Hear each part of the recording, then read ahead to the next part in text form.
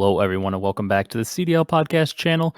In this episode today, it's another slow week of news, but we've got a nice second segment planned after the maybe 10 to 15 minutes of news we've got. We're going to be doing a tier list of all the competitive maps in Call of Duty from Black Ops 4 up to Vanguard. Obviously, we don't have a lot of Vanguard map knowledge, but we're going to throw them in there just to see where we think we're ranking them now. But in this episode, like I said, we don't have much news, so we'll just get right into it. Kyle, how you doing today?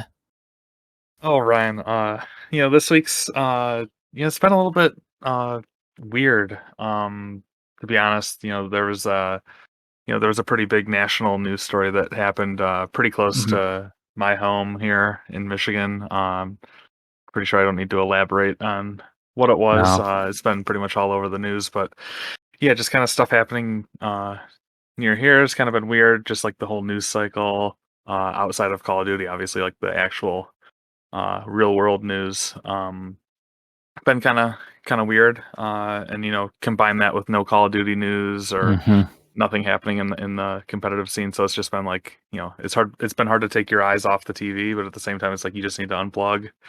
Yeah. Uh, so I'm blaming the Call of Duty world for letting me down, letting me down with no news here. Yeah, nothing to But distract you from the yeah, horrible actual real world news. yeah, no hour long process episode or anything or No.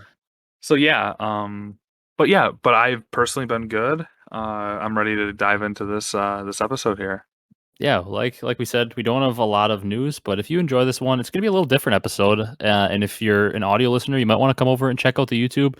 Drop a like in this video, drop a sub if you enjoy, because the second part of this is actually gonna have a video involved with it when we do the tier list. So if you're listening on the audio platforms, if you want to give a listen on there as well, we appreciate it. But if you want to actually see the tier list we're doing later, hop on over to YouTube and it'll be up on there. On the CDL podcast channel. But let's just dive right into the news today. Like I said, we've only got like 4 or 5 things to cover, and they're really not like big headliner news. So we'll jump into them here. The first one being Hastro confirming that him and Hecz and the whole Envy Optic organization has been in contact with multiple interested ownership groups for the 12th spot. And they're optimistic that there are going to be 12 teams in the CDL for 2022.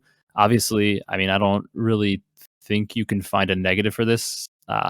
Because if he's optimistic that there's going to be 12 teams, then we're obviously going to be hyped about that because I don't think there's a person out there that wants there to be 11 teams.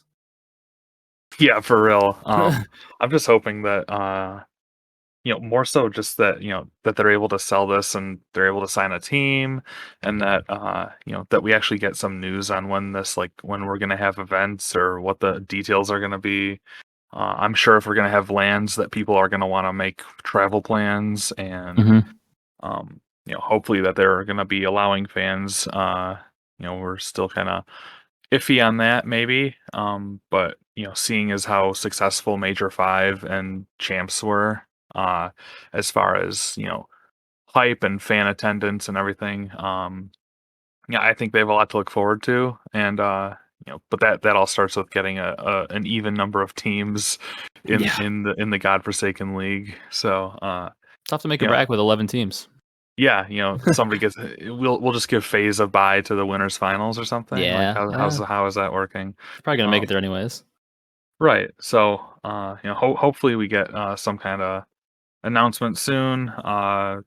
Props to Hastro for keeping the community informed. I have no Yeah. reason to not believe him when he says that they're talking with multiple interested parties and he's confident that they're going to have 12 teams in the league. Just hopefully you know, whoever has to okay the sell or whatever, it'll be pretty swift process. Yeah. And I think one positive on it is I'm sure in some way Hex has to be involved with this. And I think he'll be able to throw out feelers in any meetings they have to make sure they avoid a Paris type of team that may not get involved and do any content or anything. I feel like he might throw out feelers to make sure they're really committed because as much as we want the spot to sell, I think all of us would really have like rather not have it go to a team like Paris who's going to put in minimal effort, do no content, and do nothing to help the league just kind of exist. So I hope they're throwing out feelers for teams like that. But with the rumored teams, I'm sure there's going to be a team that at least wants to be involved because if they're buying in this late, they must be pretty interested in being involved and pretty passionate. At least I hope. Yeah, I echo everything you said. Hopefully that even more existing teams start or move towards producing more content, similar to how Optic and Yeah. Thieves and other teams that have started doing it more regularly do. Yeah, 100%. The other thing, kind of related to the actual league as a whole that we had a leak. I don't know if it's actually a leak or if it's officially in the game. I haven't been on the game at all today, but CDL Intel posted a picture that somebody posted on Twitter, and it was CDL home and away skins. So there's positives and negatives. I think you'll probably agree with me on that here as well. Positives, there's something CDL related in the game that's not just the game modes. I'd say that's a positive. I think you'd agree with that probably. Uh, Negatives, however, the skins just look like they were made with zero effort. I know like plenty of people on Twitter, like Lion Man and any other designer really could have made a lot cooler skin, even if it was just for the generic league. There's no actual like individual team like Optic or Thieves skins. It's just generic league skins, but they're basically just the home one is, I believe, like the black jacket with Call of Duty League and the logo on it, and then the away one that they're calling it is just white with the Call of Duty League on it. So it's really boring. But I guess the positive here, if we want to stay positive, is that they're in the game. Something CDL related is. Right. This kind of reminds me of the CDL operator that came into Cold War right before the maybe a month or so before the team skins were released, but then it ended up just being the team logos and color schemes on that CDL operator skin. So I'm hoping this doesn't mean we're just gonna get like the LA Thieves logo on this like jacket that this Yeah. operator is wearing. It just looks terrible. I'll be honest. I'm not sure. If I do get this game, I'm still kind of wavering if I'm going to spend $10 to get the subliners or the ultra skin or something like that. I'm not sure, or the rocker. Like, I don't care how much I love this team, or how good the color scheme looks. If it's just like their logo on the jacket with like the purple or the green for Optic or something, I'm not sure that's worth it for me. No, I didn't even buy one last year. I typically would have bought something like in Black Ops 3 when they released the camos. They were kind of generic, but they were so like colorful and cool looking that like I bought like the NA pack or whatever it was that had like Cloud9, Optic, and a few more teams in it in Black Ops 3. But like even the ones last year, it was all the same operator with just like a different logo slapped on and maybe like a couple different colors. And the camos were all the exact same with just the color scheme switched up to match whatever team. But it was like I don't know, it just didn't seem worth it. And I hope they don't do the same thing with these because if it's just the same exact operator, like jacket and everything with just a logo slapped on, it's like you said, it's boring.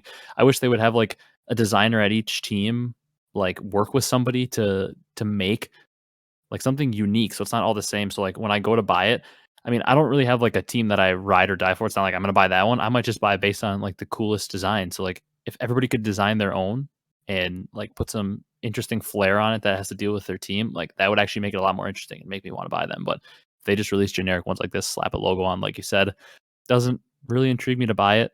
But like I said, I'm glad they at least somewhat thought of us. It's sad that we're saying we're happy that they just put an operator with the league's logo on it in the game, and we're like finding a positive. Is the fact that we're just in the game. It's kind of sad, but yeah, I agree with everything you said. Yeah, to be honest, when it came to the CDL operators for Cold War, I was between Florida Mutineers because of like the green and the orange. It just was so different from everything else. Yeah. Whereas with like LAG, Rocker, and Ultra, it's like three teams with purple, just Hmm. like different shades. It's like, man, those like I'd love to get something unique, but it's just like purple, white, and black on this generic operator. It's like if we could get some designers from each team to be able to like who knows, maybe it would be Paris's designer that comes up with the sickest skin that's so Yeah. different from everybody else. But if it's just going to be logo and color scheme on a jacket, uh I think I'd have to put my $10 elsewhere just on principle. Yeah. 100%. Funny story about that last year. Like one of my best friends that I play with, he doesn't really have a favorite team either. He just likes watching the CDL. He couldn't decide what skin he wanted to buy. He was going to buy one. He bought the Ultra one just before Stage 2, and then they went on to win the event. So he always says he's the reason that Ultra won an event. And then he's like, I people would always like say stuff in the chat. He's like, I'm not a bandwagon. I bought it before. I bought it before they won. And I thought it was kind of funny because he just randomly chose them. And then Cammy had his incident where he said some words on Twitter and went to sensitivity training. So he always says him Oh, and sensitivity training are the reason that Ultra won. nice. All right. Moving on to our next piece of news. We also CDL related, we have a confirmed third game mode. I guess technically the CDL hasn't officially announced it, at least to my knowledge, but in custom games, you can now see CDL control is under the little CDL tab for game modes, and control was like announced to be coming in the game with the season 1 update. So we have a third game mode. We kind of knew it was going to be control, but now it's officially confirmed. Yeah, insert the LeBron gif of "It's about damn time." Yeah, yeah. Uh, I don't know, like, we've had, like, the challengers stuff delayed over this, like, presumably over no third game mode. We've had, like, multiple news sources saying that, we're not like, the pros were very unhappy that they weren't able to scrim a third game mode or, like, even, like, know what maps are competitive for it. Um, yeah, so I'm just glad, I think Control, the more I think about it, the more,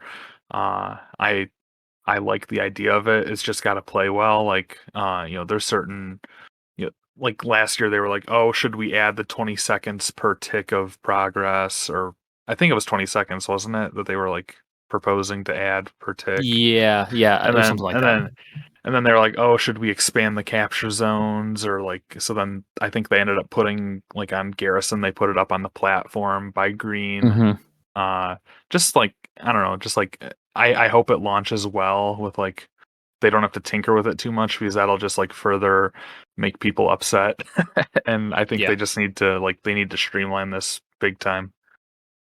Yeah, I pretty much echo everything you said. I don't have too much thoughts on it. The same way. It's about damn time. We've been waiting for it. It should have been in the game off launch. Not surprised. I'm glad it is controlled though, because I do think any game mode in this game that has a like set of spawns where somebody's going to spawn might just be refreshing to watch, because everything else is going to be so chaotic and random that a game mode where we have set spawns might be kind of refreshing in a way.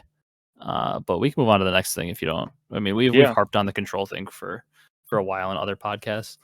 Uh, Next one, Censor beats Scump in a 5v5 tourney. He's playing shirtless. He's doing pull-ups, playing different songs after every round. It was kind of a show to watch. I honestly think it was probably the best thing that's happened in the competitive scene so far this year, because it probably got the most viewership to the biggest names in competitive Call of Duty, and Censor and Scump playing each other. Censor winning, the memes coming from it. Methods was on the team as well, my guy.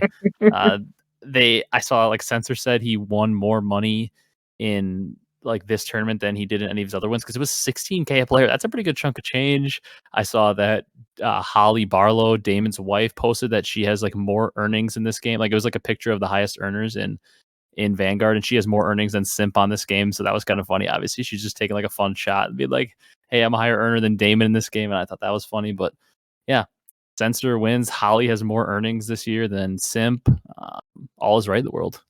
Yeah, it was funny just watching the clip and, Censor's just a guy, he's a character, Yeah, obviously he knows what buttons to push at what time. I don't think he really has, like, deep-seated hatred for anybody in the league. Obviously, if he's no, taking a shot at Scump, he knows it's gonna, just generate some press around him, and, yeah, people are gonna get, and they're like, a good little bit friends. yeah, and people are gonna get miffed for, like, maybe a day, and then they're gonna forget it, and, Yeah, Censor, obviously, he has more, outside of his life than just Call of Duty. He's, like, I guess he's big into, like, the fitness influencer scene and stuff, yeah. and Got a obviously, if couple he's million doing followers on multiple platforms. yeah, I mean, he's doing, like, effortless pull-ups, after Yeah, winning the map. It's just like, you can't make this stuff up, and, so all props to him. he's great for the Uh, scene. yeah, he's great. Yeah, I mean, Censor in a grand finals, I mean, I wouldn't wanna be playing him. No, undefeated. He'll let you know. Undefeated. He'll let you know. And I thought it was fun that it was Methods that won with him, like another guy who we've been seeing outside the league, who's also a great face for the league. And they won a lot of freaking money to play just like a pro mod type search tournament. I mean, Mhm. $16,000 is that? I mean, like, that's some pretty good prize money right there. I'd Uh, take 16K. yeah, no doubt. And then immediately after this high, did you see the Kansas City Pioneers team like disbanded Doug's Challengers team? They dropped the roster. They said they're going to get out of Call of Duty because there's no support for the Challengers scene, which, Yeah, I mean, isn't not so surprising, yeah, but exactly. But I was like, wow, he had such a high, and then I kind of felt bad for him because like he had talked about how going into this year was the first time he felt so good. He had a good organization behind him, and I mean they're like on the top in Halo. I saw that they just won a Gears event as well. Like KC Pioneer seems to be an org that a lot of people like and players like to play for. So I thought it was kind of sad for him that the team disbanded. But I mean you can't Hey, blame them because there's nothing in challengers. maybe they're buying the 12th Envy spot and Censor will be back in the league. Who knows? I mean if that's what it takes, I'll be all for it if we have Censor back in the league. All right. Next thing that we have though, Vanguard competitive rule set updated. There's really not a whole lot here either. I believe what was it? They officially banned the submachine gun damage mags, took out like the hollow point bullets, I think, added a lengthened back. There wasn't like a whole lot here. It's they're so slow to update this because they just don't care about the competitive scene. But they updated it a little bit, made it a little better, took out damage mags. As of the last time I played a GB though, it still wasn't in effect in the game, so people were still using damage mags, still killing in 2 bullets with MP40, which is no fun, but they attempted to at least update it a little bit and make it better. Yeah, I mean, slowly but surely. Somebody at the league office woke up and decided that they have to, do their job this year, Yeah. or else we're not going to have a CDL season, Mhm. or else everything's just going to be GA season. Um, so, uh, yeah, I mean, I guess any progress is good progress at this point. I guess we can't expect too much. Like, we can't expect a concurrent rule set update in the video game itself. We have to wait, until the next little like patch comes through or something. And Yeah. hopefully that'll be updated when like you select the CDL like hardpoint or something. Like appropriate things will be banned. Um, but yeah, so I guess we'll just see how many more things come through. If they, I know they've been fiddling around with like if some maps will be in or not. Like Oasis and Siege or something. So yeah, I guess we'll see. Yeah.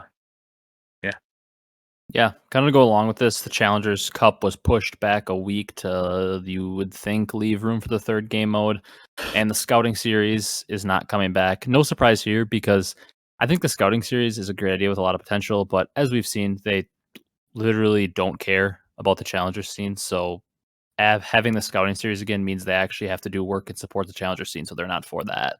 Uh, but that's basically this piece of news just kind of upsets me because it's like they almost don't understand. It's like they're purposely trying to kill the league because by not supporting the players that are like attempting to get into the league, you potentially destroy your next crop of players. Which, if you have no players, you have no league. So it's like they're basically just trying to do everything to get players not to grind to become Call of Duty professionals, which is mind blowing to me because that's like a huge part of any sport or esport is you have to try to grow a program like you see in all sports. Obviously, there's like college programs and high school programs and youth programs and minor league programs in certain sports. And the same thing in esports. Basically, every esport has like a challengers scene or whatever you want to call it, like an amateur scene. And they're basically just trying to do everything they can to just kill it so we don't have challengers players playing.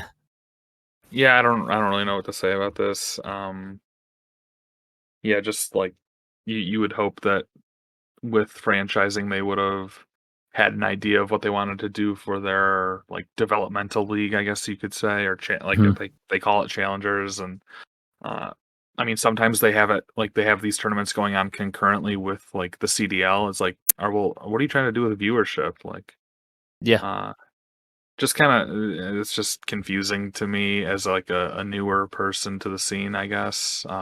I'm going into my like third title now, watching like full time, and I just don't understand what they're doing for their up and comers. Um, and like we've seen a lot of challenger players be picked up, but like I don't know where these guys exist. No, So they yeah, have it's to be it's confusing. They have to be players that have just been grinding Call of Duty and discovered watching competitive, and then they're just like get noticed somehow. But it's going to get harder to get noticed if there's absolutely no like minor league or like developmental program, like you said. But we can move on from this one. We've talked about the Challengers Cup being pushed back and stuff enough. Because next thing we've got a little bit more of a bright note. We'll end on two brighter notes before we get into our second segment.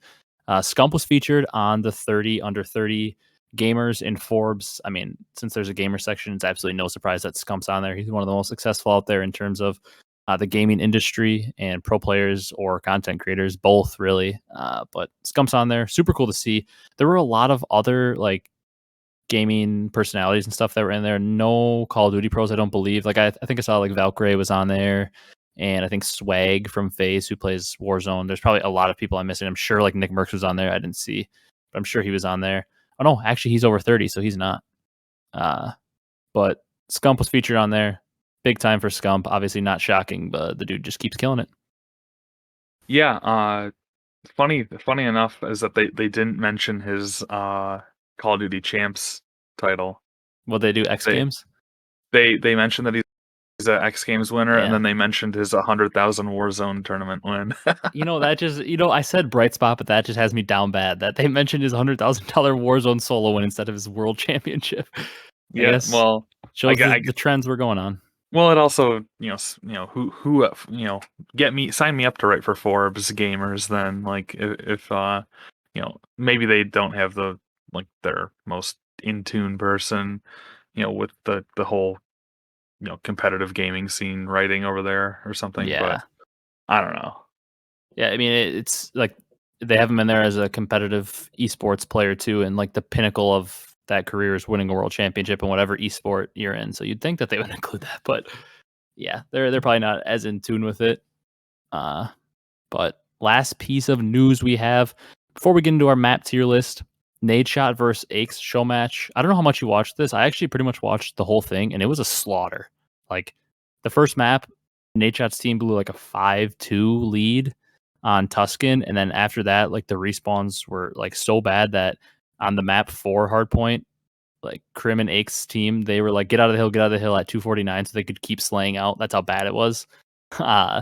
But an absolute slaughter from Hecz. Get the guy back in the league. I mean, screw it. If we're gonna have a 12th team get in here, let's just get Hecz and Censor on the team for just pure content. Hecz, Censor, methods, pure content. Terrible team, but pure entertainment. But yeah, the match was fun to watch. I thought at least. Yeah, I mean, at this point, I didn't really get to watch. I just saw like a couple clips from it. Mostly like their content shoots. Like Krim standing behind Formal was just a comedic picture. I don't know why I kept laughing at that. Just like I guess Krim's face, and then Formal's just like looking like he's like high on life. There, he's like just he couldn't think of a better place to be. Um, but yeah, just I don't know. Yeah, get Aches in the league. Yeah, 100%. Dude looked nasty. I mean, not that he was playing the highest competition. He was playing like Nadeshot, who probably has barely touched the game, and Rambo and Formal, who's barely touched the game. But you know what? He looked good. He's pure entertainment. Get him in the league. That's pretty much all we had for news, though. You got anything else you want to say before we jump into the map tier list? No, let's keep going. All right, so we are going to be right back, and when we come back, we'll have the map tier list on the screen, and we'll kind of go over that. All right, so we are back here with the tier list. Full disclosure for all the listeners, it's actually a day later from when we just recorded that news segment. We ran into a ton of tech issues.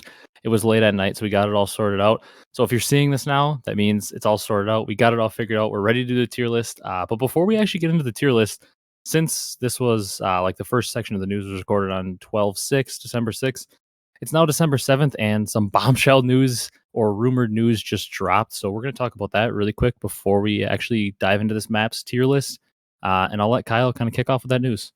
Yeah, so we the flank currently think is still live right now.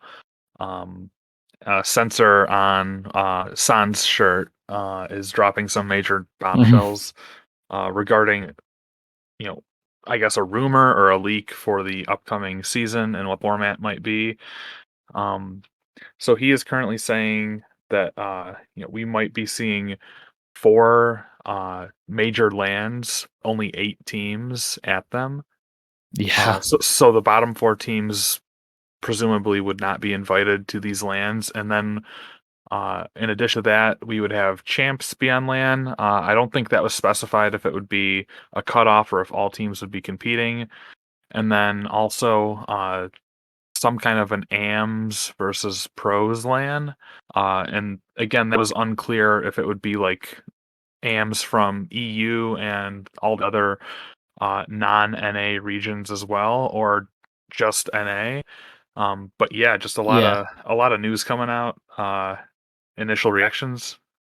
I think, well, I mean, The first thing I'll say is I think I did see in one of like the follow tweets there was a million, so it was easy to miss. But I believe they said it'd be the top AM team from each region would be playing at the LAN event. So there'd be one from the APAC, the NA, and then EU, and then I think that would mean that what was the region they added? Like Central America or The LATAM, yeah, the Latin Latin, America. yeah. Yeah.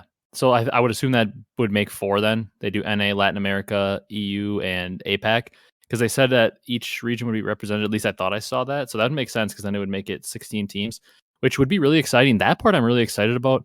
But I mean, I gotta hope that they're trolling or this is not accurate news, Censor read it wrong or something because it said that the top 8 teams would be at each LAN, which we already went over this. The home series were not nearly as fun with only 8 teams at them.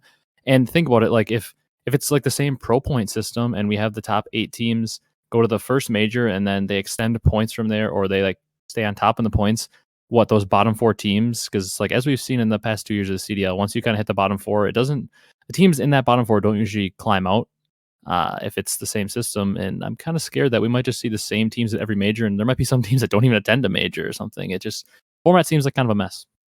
Yeah, I don't know. It seems like we're asking for more matches, more opportunities to see these, every team play on LAN. Hmm. Something that we've been deprived for almost like 2 full years now. Yep.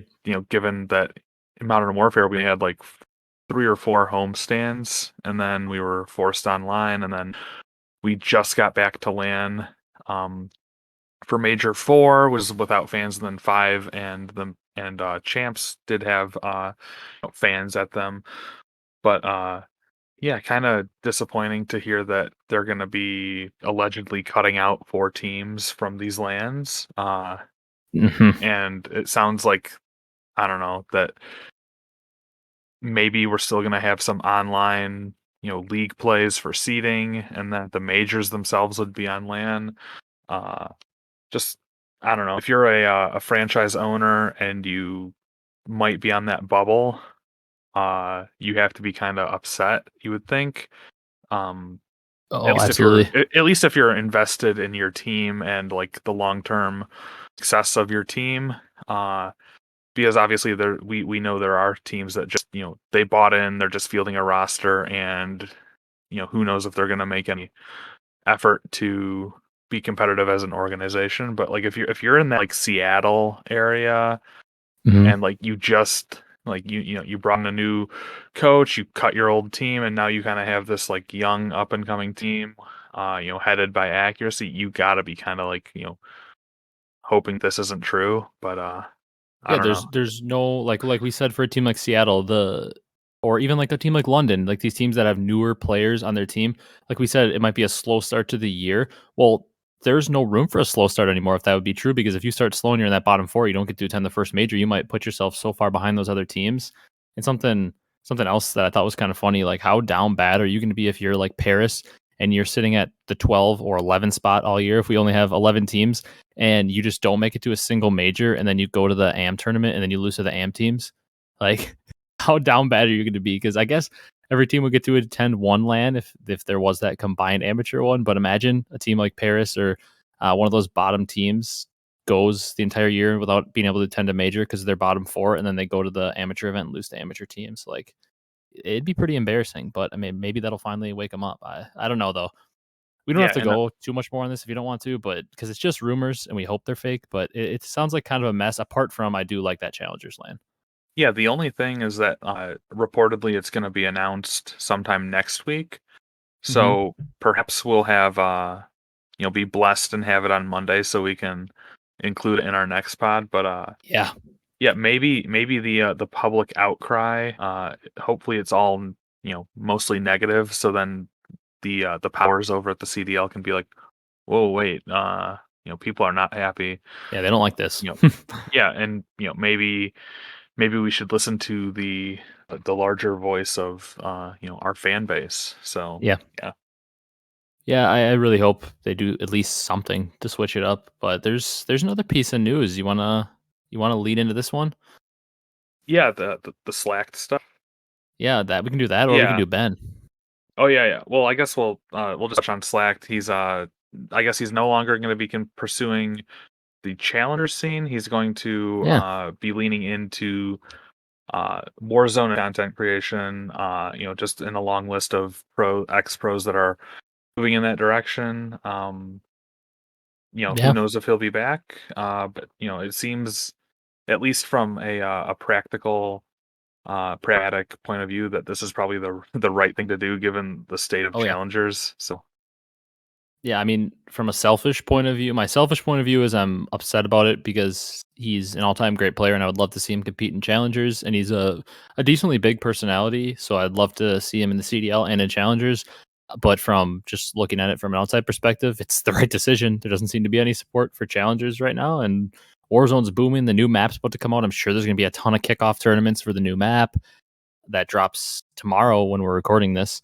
And yeah, I can't blame him for the decision at all. yeah, and then other piece of news. Apparently, Benjamin is going to be leaving the flank as Yeah. of January 1st. So the flank recently got started up this past Cold War season. Um, kind of pushed all of the other big time CDL podcasts like Hardpoints and Nameless's show, the Codcast, kind of pushed those to the side. Hmm. It was just eating up all the viewership.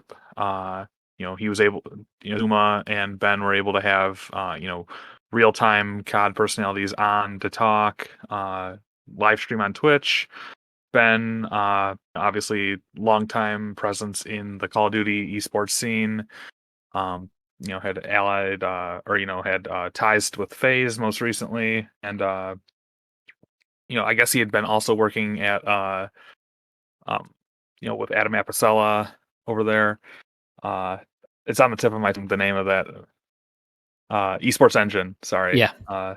tip tongue. Yeah, but he had been working with him as well, and I guess now will be leaving the flank, and I guess for the time being, it just leaves Zuma as the sole host.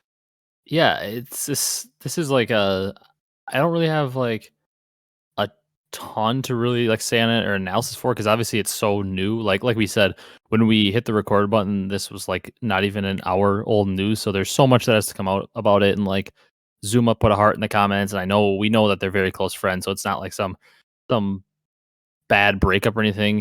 I think, like he alluded to the fact, I guess he said it on the flank, and I don't think either of us at this point were watching the flank live or have watched it, so we might have missed some of the things that he said. But I believe it looked like it was something due to the fact that it's like a really busy season at Esports Engine and work, like you mentioned, for him, so he doesn't feel comfortable continuing the show. But it's just crazy to think because, like you said, they like came in, made that show, took over basically like the Codcast role, and they were like the ultimate like Call of Duty show kind of taking over the scene, and then all of a sudden out of nowhere it's just like he's leaving as co-host, which is just odd to me. It seems like at least from the outside perspective it looked like he was really enjoying doing it, and it was a fun time for them. I'm sure they were making good money doing it, and I think they both enjoyed it, so it's just odd. But um hopefully he's going to see a lot of success with Esports Engine as they head up the Halo esports scene for this year, and it'll be interesting to see where it goes. I'm assuming Zuma's not going to stop the flank because he seems to enjoy it as well, and maybe he'll be picking a new host, no, a new co-host. Maybe with Zinni being a free agent, instead of signing with the team, he's just gonna sign on with Zuma and be the flank co-host. I don't know. Yeah, would there be any person, maybe I know you mentioned Zinni, but maybe another person that you would like to see step into, because sometimes Zinni and Zuma can kind of be in that kind of like, they like to you know be memes of themselves almost a little bit, but kind of where Ben would kind of, he's More just like serious. very, I don't know, like I felt like their styles contrasted, and but they matched up so well. Um, Yeah. where uh, I mean, I have a it was person in kind of it mind. was kind of it was kind of like a Dr. Jekyll, Mr. Hyde Yeah. situation almost. But do you have a person aside from Zinni that maybe you Yeah. could see? Patrick Aches Price. Oh, I would love that. I mean, he's got the COD knowledge. He's got the knowledge of the entire scene from start to finish. He is a little bit more serious. He's not going to be like kind of memes like you said, like a Zinni or a Zuma, where they like to joke around. Like Hecz will joke around, but he is more serious and he's not afraid to speak his mind. Like that's an issue on the show. You can't be afraid to speak your mind on that show. And I think Hecz would make a great co-host. I don't know that him and Zuma are the closest, so I don't know what that is. But hey, they were just at an event together in LA. Maybe they exchanged some words, talked about it a little bit. Who knows? But I mean, if I was picking out a co-host, there's obviously probably some people I'm forgetting and so many candidates that could be out there in the scene. But man, I would love to see Hecz on there. I would also like to see him do kind of like what First Take is doing right now, where they're like just having a bunch of people come in with Stephen A. I'd like to see him just bring on different co-hosts for episodes and just kind of try things out, because it's not like they're going to struggle if they bring on a different co-host. Like obviously losing Ben is going to be killer to the show, because like you said, they have such a good dynamic. But it's not like the show's going to like, oh, somebody's going to see that this guy's the co-host this week, I'm not going to watch it. Like people are still going to watch it. People that want to watch that COD content are going to consume it. So it'll be interesting to see what he does, or maybe if he goes solo for a while and just does random guests. Yeah. One of the names that came up to me that I thought of was Merc. Hmm. I just really miss like hearing him on the Hardpoints podcast. Yeah. Yeah, I was one of the big I that was one of the first podcasts I got into Hmm. coming into the competitive scene, and obviously it was pretty short lived after the flank. And it really kind of tailed off as Warzone got in bigger and bigger, and obviously Maven and Merc are streamers as well as casters, and Crowder was obviously coaching Faze for 2 years now. Hmm. But yeah, I was thinking either him, DP, um, or even Crowder could come in, since they're both Faze guys, I guess, Yeah, Zuma and absolutely. Crowder. So I don't know. It'll be interesting. I also agree. I would like to see obviously the evolving door of guests. Zinni seems to be a mainstay, always in the call. I feel like Parasite's been in there Parasite a probably go lot. on a lot. Yeah. Yeah. Um, Censors now. He's been on Yeah. a few times. He might have to wear a shirt once in a while, but I guess Yeah. we'll, He I wasn't guess today on the flank. I saw the right. I clip I know. saw. Yeah, he's doing pull-ups again. Just crazy. But yeah, I guess we can. I guess all the new news today. Hmm. This is the first ever 2-day podcast, really. I mean, Yeah, we're well, recording on 2 separate days. It almost worked out to our benefit that we had tech issues. Maybe it was somebody helping us out, because we got some actual good news. In the first part, we had a lot of kind of just picking apart, cherry picking news that just wasn't that great. And maybe it was a sign. Maybe we were just supposed to wait, because we got this good news now. But we can get going on this tier list. Uh, Basically what we're doing is a COD competitive map tier list, ranking them S tier all the way down to F tier. And I mean, we could do the competitive tier list from COD 4 on, but that is like over 80 maps. It would have to be its own complete separate video, because obviously ranking 80 maps and talking about them all individually would take a lot of time. And Kyle doesn't have as much experience. And also, really, before Black Ops 2, I don't have as much experience with the competitive side of things. I was more just a pubs player before Black Ops 2. So us ranking maps from the pre BO2 era would just kind of be like not based in much fact or knowledge of them. It would just kind of be of what we've heard. So that wouldn't be as fun for us to do, or for you to watch as well, because we wouldn't be providing you with great knowledge on it. But these maps are from Black Ops 4 on.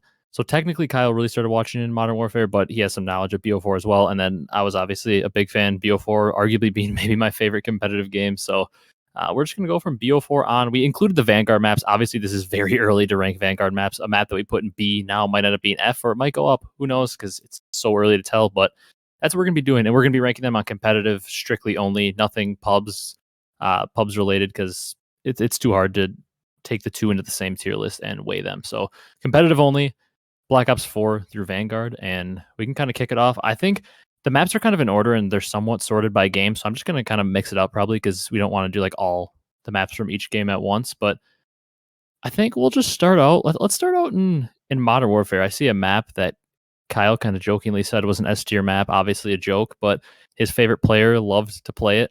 Azir Cave.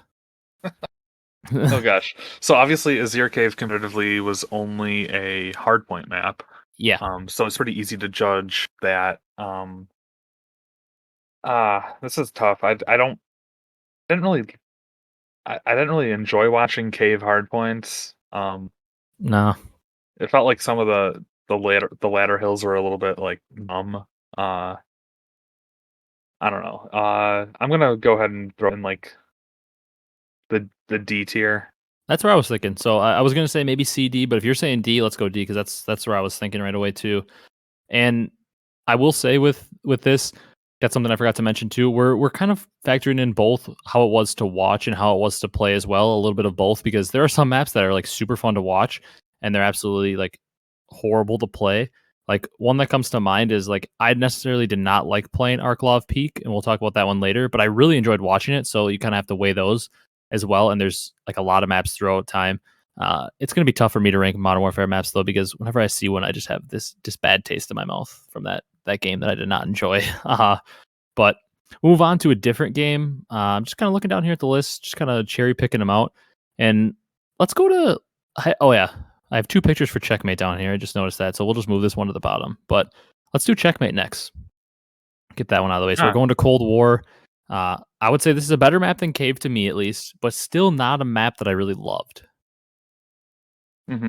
I don't know. Are you on the same page? Obviously, we played it in all 3 modes in that game. Played it in Search for a while, and then Search was eventually taken out. And we also played Hardpoint and Control on it. Yeah, for no, I didn't mind Checkmate. I thought it had some really good finishes.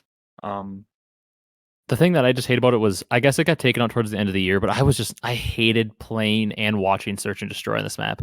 Yeah, Because you literally couldn't plant on the other site over by like the yellow crate. You had to plant the plane bomb site. Yeah. I thought the hard points really had it was a lot of swing hills, like a lot of like 40 to 60-second holds for teams. So it would really, swing back and forth heavily. And if you could string a couple hills together, it was really good. You could jump out to like 100-point lead. I'm gonna. Is it crazy that I want to put it in like the B tier almost? I don't think it's crazy because I was hoping you weren't going to say crazy that I want to put it in A or something because I'm not No. willing to go that high. But I was thinking in the B or C range. So I don't think it's absurd to put it in B. B, C was kind of my range. We can throw it in B for now because it's also going to be easier as we start to throw other maps. Like things are going to stick out pretty bad if it's like clearly egregious to have something in some place.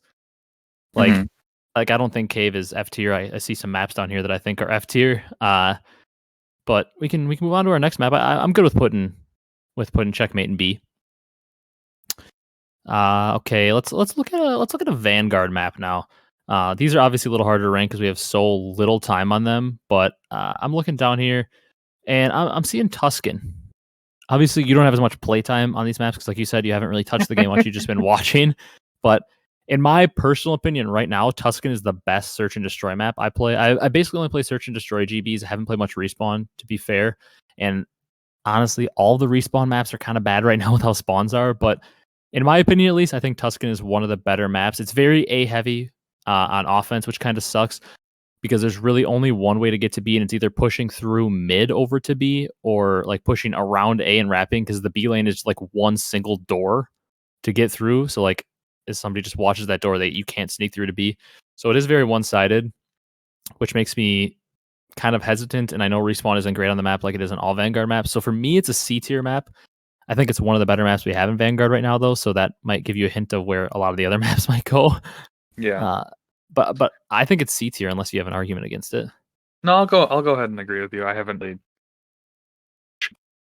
aside from like some search plays. Okay. So And I'm a fan of it actually I'm for search. I like it. I like playing it. I'm inclined to agree with you there. Okay. So we've got B, C, and D tier. That wasn't really planned, but that's a good way to start it. We're not all throwing them in one tier. I mean, I guess we've done every game but BO4, so we'll pick out one here from BO4, and the one that caught my eye first was Gridlock. Gridlock obviously was a map that was played every mode. It was played in Control and Search and Hardpoint. At least for me, Search and Destroy in this map, I actually really enjoyed because it was a very balanced map. You could go to both bomb sites. I can't remember which one was A and B. There was obviously the bomb in showers and the bomb over kind of by the 18-wheeler. And both bomb sites were relatively balanced. You could hit either one really. You could clear them out pretty easily. There was a lot of lanes to watch. Not too many cuts to mid, but overall, the search and destroy map, I thought it played really good.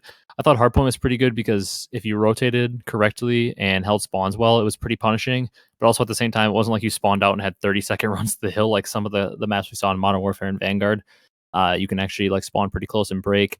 Control was kind of meh because it was really hard to break the point by the 18-wheeler, but it's one of the most legendary control maps because of 100 Thieves comeback on it.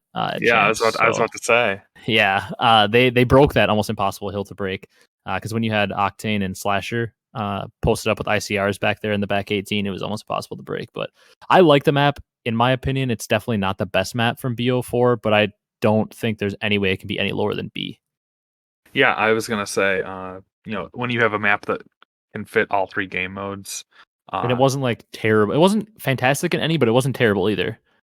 yeah, and just kind of seeing where everything else might stack out. I'm a little bit in B tier. Okay. I think B tier. I was borderline BA, but like when I look at some of the other Black Ops 4 maps, there's at least 2 more I want to put in A or higher. So I have to say that it's probably in B. Kind of looking at some of these maps. I don't know. Let's go back to Cold War. I see APOC down here. It's like the first one on the list. Apocalypse, obviously introduced later into the year. Only a hardpoint map. I kind of have some thoughts on this map, but I want to hear yours first this time. So APOC came in like it was a really late map, and it was a new map too, which is kind of surprising because for a while they were only adding It wasn't a remake. two like reskins. Mm-hmm.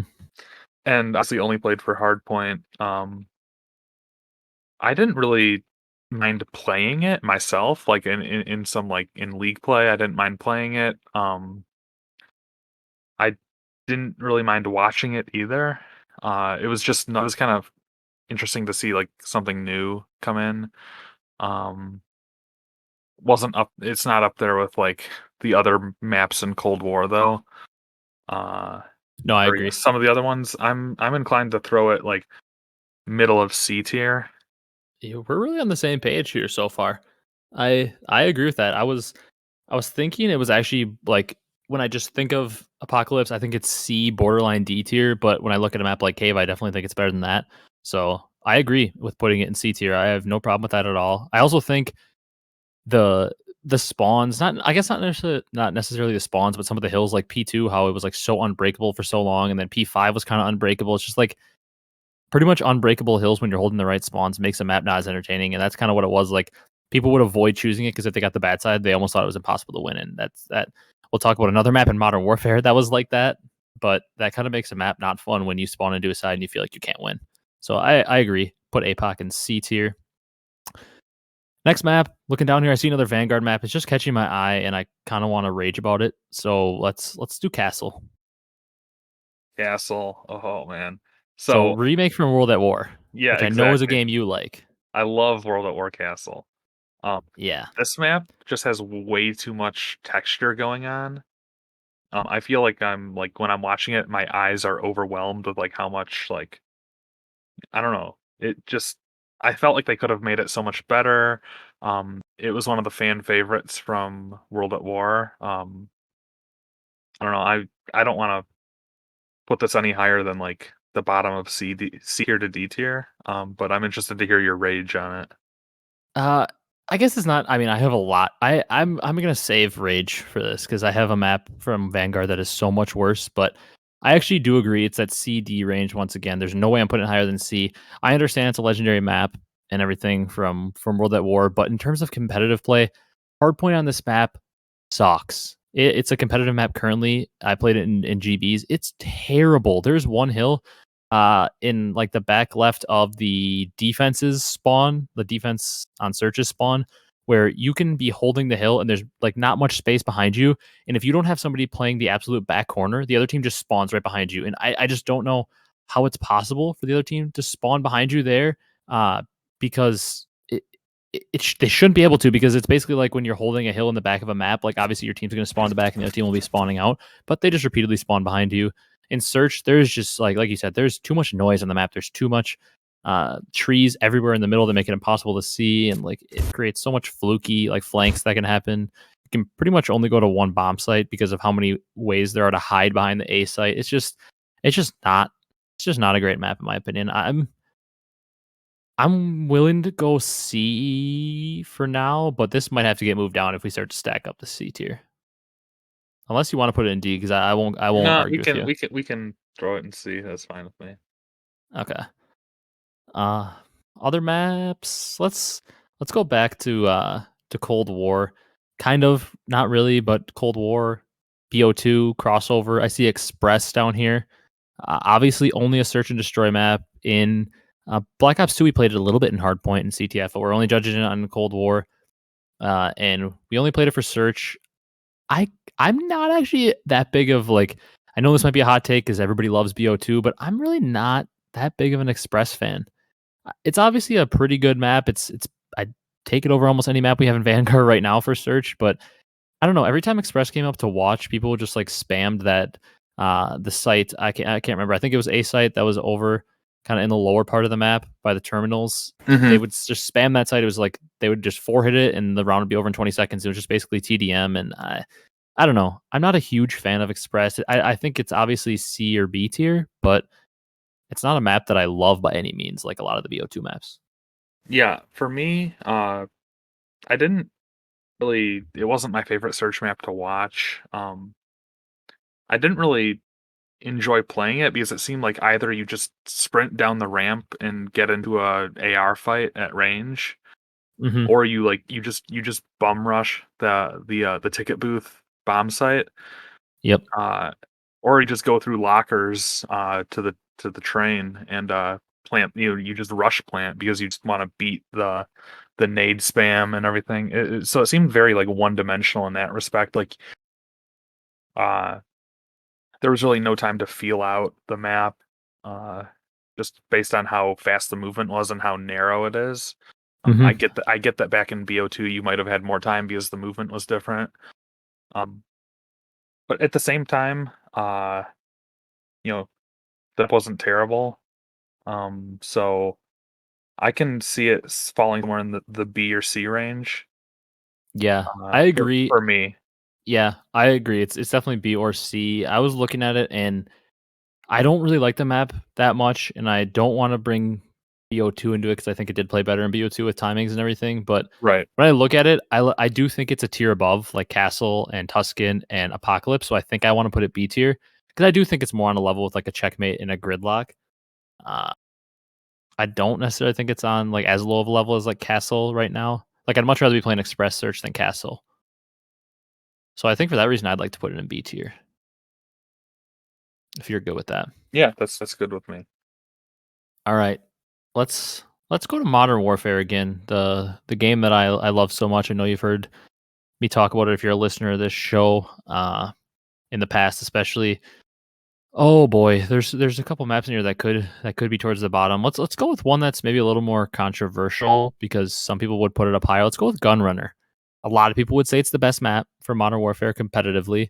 I would probably be one of those people that would tend to agree because it was the most normal, like closest to like a 3-lane map that we had, like the standard 3-lane map. So, what are your thoughts on Gunrunner? Obviously, played in all three modes: search, hardpoint, and unfortunately, domination was played, but it was played in domination. You got any thoughts on Gunrunner? Ah, Gunrunner was, I don't know, it was fine. I don't know. So spoiler, I didn't enjoy playing any of these maps competitively, just based on the game mechanics, uh, Yeah, and squad spawns. I'm gonna go ahead and probably throw it in D tier down with Cave. really. Um, I don't know. I mean, the highest I can see it going is C. I'm willing to hear an argument for C tier.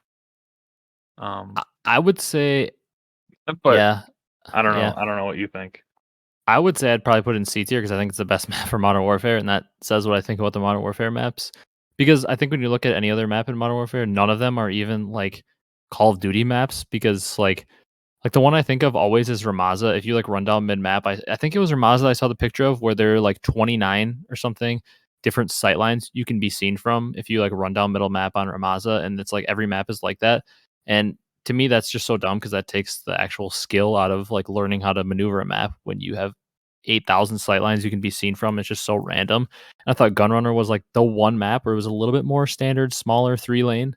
So I do think it's the best map for Modern Warfare, and like I think it'd be pretty tough to put any map above it. There's maybe one I could see an argument for, and I think you might make that argument later when we get to it. But like, I don't know. It seems tough to put anything too much higher than Gunrunner. So if we're going Gunrunner D, that means everything in Modern Warfare is D or lower, which I'm on board with. But I don't know. I feel like it was the best hardpoint map, and it played pretty well in Search. But I'm not like opposed to putting it in D tier if you feel very strongly about it. I'll defer to you on that. I think we should go C tier because I don't know that we're gonna Okay. put anything above it. We can move it down to D tier. I'm definitely not Fair. opposed to moving it if we get to more. For the next map, let's go back to BO4 and let's go to Arsenal, a map that was also played in all 3 game modes, and in my opinion, played extremely well. I think it was a better respawn map than Search map. That might be a hot take because I know a lot of people did enjoy Search on this map, but Hardpoint played fantastic. Control was a little bit iffy with the doors. Obviously, they're not as bad as Modern Warfare and Vanguard doors, but like the automatic doors that would open up towards mid map. And then Search was a little odd because there wasn't really a good way to funnel into the site that was over on like the outdoor part, kind of by like the big guns over on the side of the map.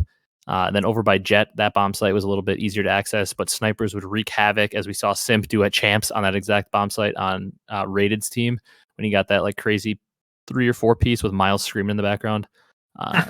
But this map is no less than an A tier because a lot of people would argue it's the best map in Black Ops 4, a game that, in my opinion, included at least one S tier map on this tier list. But I think Arsenal is arguably an S tier for this list, considering like we're going only BO4 to Vanguard. So some maps that are maybe A might have to be moved up to S. And I think Vanguard is, or not, oh my God, Vanguard. I think Arsenal is no less than an A tier. Yeah, I'm completely on board with tossing it in A tier. Obviously, the Simp clip. I was gonna be like, yeah, this is the map that Simp had the Yeah. crazy snipes on. They blow them off the map, send them to control. Just Yeah. a great call. And yeah, I I'm kind of want down. to go S with it, but I'm down for A. We can definitely have it at the top of A and possibly flex up to S. okay. Uh, Because I think as we get through the maps, we might realize that there really aren't for any for better sure, than for sure. Arsenal. Uh, I'm seeing a map here that I just want to get it over with because I kind of am feeling like after being positive about Arsenal, I want to just get this map into the F tier. And I'm going to argue to the end of time it can't be higher than F tier, and that's Demyansk. However you say the map, I don't care to even learn how to say it because it's so bad. That map is the worst map I've ever played in Search because of that stupid church that people just sit on top of. People literally sit on top of this church on defense and you can't see them. You try to cross anywhere and there's no cover mid map, so you're just dead in 3 bullets. And you really like the A site is inside of the building and there's like 8 doors and 8 breakable barriers to get to, and there's like a million corners that people can hide in, and people can just sit up top and with no silent plant, they hear you cranking the bomb, they drop down and kill you. It's the worst map that's ever been in existence. I believe people are trying to play hardpoint in it. That sucks too because like I said, the middle map is so open that if you ever try to cross, you're just dead. The map's terrible. It needs to be an F tier. That's why I was glad we put Cave in D tier because I almost think Demyansk is maybe F tier by itself. Yeah, I'm It's horrible. yeah, it's not a good map. I wouldn't be surprised if it's gone from the competitive rule set, but at the same time, like you need to have a solid map pool for S&D, or like as a league, you'd have a solid map pool. But Mhm. Demyansk is just not a map for me. I'm totally fine with putting it in the F tier here. I've actually said when playing GBs, I think it might be the worst search and destroy map I've ever played. Like, it's bad. Uh, yeah, it's bad. We can leave that in F, and I don't really think there's much of a debate there. Uh, we'll get off Vanguard maps now since we just did one, and we'll move back to Modern Warfare. I honestly feel like I almost want to defer to you more in Modern Warfare because I just have like this, like I can even admit it. I just have this like terrible bias against it because I hate the game so much. But let's move on to a map that I think we both talked about, and we are not absolutely haters of it because watching it was pretty fun, and that's Loft Peak. Yeah. So Arklov, obviously only a S&D map at the end. I believe they did try and play hardpoint on it, but it was just way too big, even with Hmm. 5 players. Um, so yeah, Loft Peak, obviously like a very like it was a sniper map. I guess we kind of forgot what it was like to have snipers in the game for a year. But Hmm. yeah, you had some good sniper plays. Obviously a lot of play um towards I believe that the A bomb with that trench that ran along the side of the map, and then you had people like you had opposing snipers and like top grandmas, and then in that broken building. Uh Obviously was the site of the Envoy versus TJ Halley Yep. The 1v1. gunfight that won Optic back for Hecz. Exactly. Yeah, exactly. I did not mind watching this map. I No. I don't really have that much experience playing S&D on this map, so I can't really Mm, speak to that. Um, but I'm gonna put it above Cave. Uh, I agree. I I'm almost tempted to put it in the C tier just because I enjoyed watching it so much. Like it was just because it was bigger and there's more Yep. opportunities for Snipers plays. could make plays. Yeah, you could play. You could. I mean, you had a bunch of people like stun checking the trench and everything. It got a little mixy in that point. Uh, in that respect, because it was just like if you had a trophy, you were safe, but if you got stun checked, then they were just rushing you. Um, I don't know. C or D for me. I'm definitely gonna say we should go C with it because I do think it's a lot better. Like we have Cave currently in D by itself, Demiansk in F by itself. We have Gunrunner up here on C. I think it fits well with like Gunrunner, Castle, Apocalypse, Tuscan. I feel like it's not doesn't feel weird to have Arklov in there. I agree though. It was super fun to watch. Obviously S&D only. Like you, I don't have too much experience playing it because there was no ranked play, so I didn't really touch Modern Warfare that much. I was pretty much strictly always watching the matches, but I always enjoyed watching it because snipers could make plays, and for me in an S&D on a map when snipers can make plays, it just makes it more entertaining. So I'm willing to go C because I do think it's better than Cave. All right. Uh, Next map, since we're on the trend of it, search and destroy only maps. I see at least a couple more down here that are search and destroy only. Let's stick with it. Let's go to Miami. Miami. Okay. In terms of looks, beautiful map. I I'm very biased towards Miami. I really enjoyed playing it in league play. Really, I really did. that's interesting. I don't think a lot I of. I think that's a not popular opinion. yeah, I don't know. I mean, for me, it seemed like I had some of my best like individual performances on Miami, but that's like Hmm. few and far between. Um, but I get that competitively at the very highest level, it was not a preferred map. There was a lot of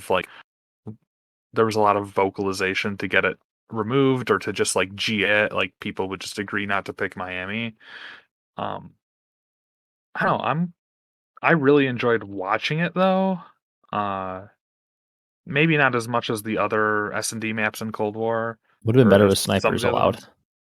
Yeah, I think naturally when you have a giant map like a Miami, you'd like to see scopes. Um, I don't know. I'm willing to put it in the C or the B tier. I don't know. What do you think?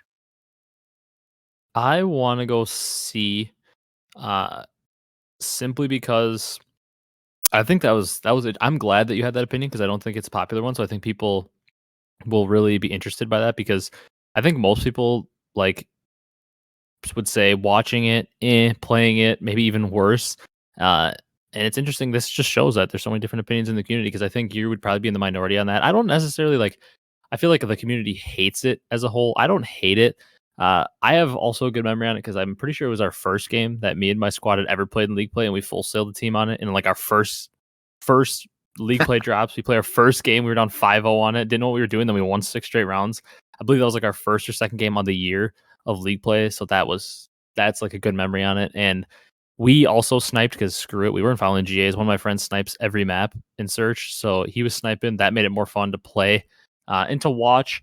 I will agree, it made for some crazy round 11s because of how kind of fluky it was and how random it was with how big the map was. So it was fun to watch, which for me moves it up to C.